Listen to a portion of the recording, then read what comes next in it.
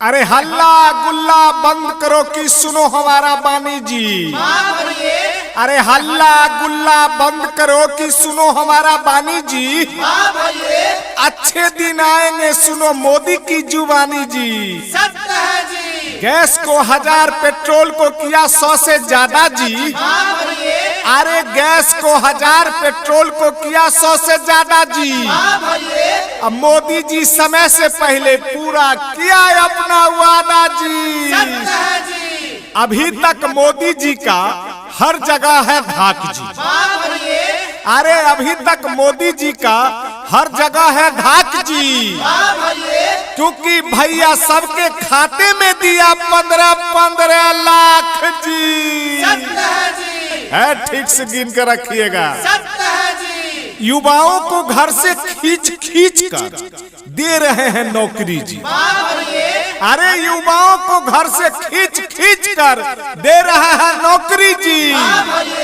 अब ना कोई पकौड़ा बेचे ना कोई ढोरा टोकरी जी। सत्य है जी। रेलवे बैंक सबको बेच बेच कर रहा है देश का विकास जी। समझे भैया कौन विकास है समझ लीजिएगा। रेलवे बैंक सबको बेच बेच कर रहा है विकास जी। विरोधी को ये सब देख आता नहीं है रास जी। सत्य है जी। किसानों का जबरदस्ती लोन कर दिया माफ जी। जय हो मोदी हर हर मोदी। किसानों का लोन जबरदस्ती कर दिया माफ जी। अब विपक्षी नेता को ये सब लग रहा है बकवास जी। सत्य है जी। खुद खा रहे हैं नमक रोटी जनता को खिला रहे हैं पुआ पूरी जी। अरे खुद खा रहे हैं नमक रोटी जनता को खिला रहे हैं पुआ पूरी जी। ऐसा पीएम देश के लिए बहुत है जरूरी जी। सत्य है जी। देश विदेश मोदी जी घूमते हैं बहुत कम जी। सब लोग देखिए देश विदेश मोदी जी घूमते हैं बहुत कम जी। जनता के लिए दिन रात जागते सोते हैं बहुत कम जी। 2-2-4-4-3-7 मोदी जी करे विकास के बात की बोल बोल रे सारा रारा सारा रारा बचूरा गाय के दूध खोट हो गया हो मंजूर सारा रारा सारा रारा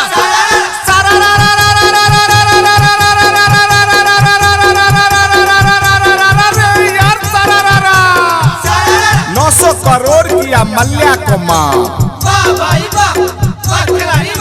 900 करोड़ किया मल्ल्या को माफ। मोदी जी किए हैं अच्छे इंसाफ फिर बोल बोल रे सारा रारा सारा रारा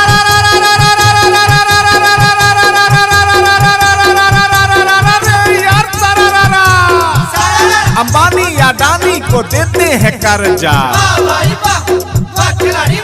अंबानी अडानी को देते हैं कर्जा। देश भी बिके तो इसमें क्या हर्जा फिर बोल बोल रे सारा रारा सारा रारा सारा रारा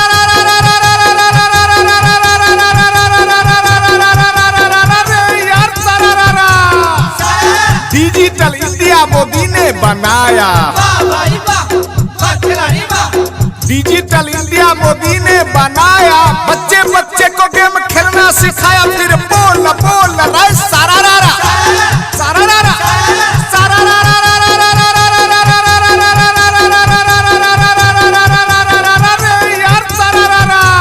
900 मोदी जी को हो गया अंबानी से प्यार। अब मोदी जी को हो गया अंबानी से प्यार। देश का धन सारा दे देंगे यार फिर बोल बोल रे सारा रारा सारा रारा सारा रारा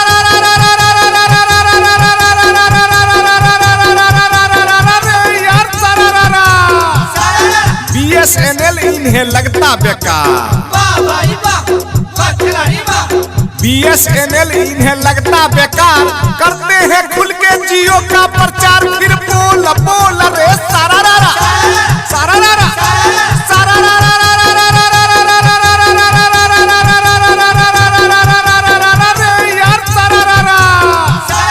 मोदी जी का बच्चा बच्चा है फेल।